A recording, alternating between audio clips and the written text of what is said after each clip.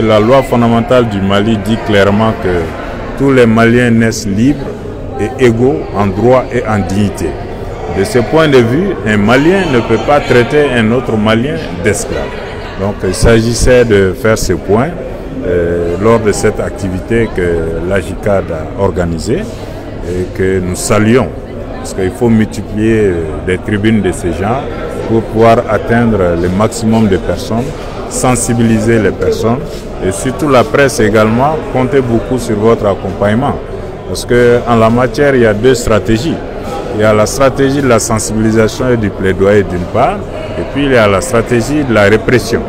La répression par rapport aux personnes qui refusent de se soumettre aux lois de la République et qui continuent d'encourager, de faire l'apologie de cette violation des droits de l'homme. C'est dans la région de Caille principalement. Dans la région de Caille principalement, le cercle de Djema, Djandoumé et Bagamabougou, parce que récemment nous avons reçu des déplacés de ces zones-là. Donc ça se pose avec acuité dans ces zones-là.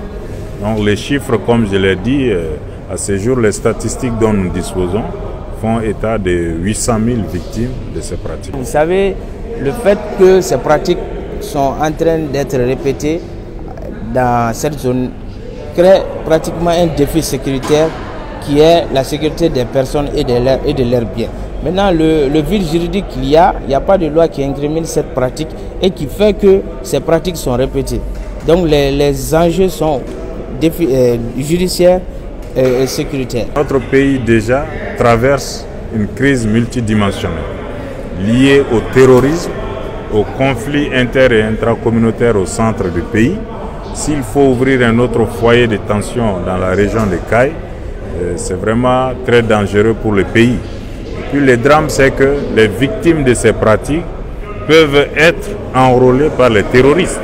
Et cela peut créer d'autres ennuis pour le pays. Donc le conseil à donner, c'est que les gens renoncent à ces pratiques-là. Ça ne sert à rien et ça ne repose sur rien. Et nous sommes tous Maliens et nous avons d'autres défis qui sont les défis du développement de notre pays, qui sont les défis de l'entente et de la fraternité. C'est de cela qu'il s'agit en réalité.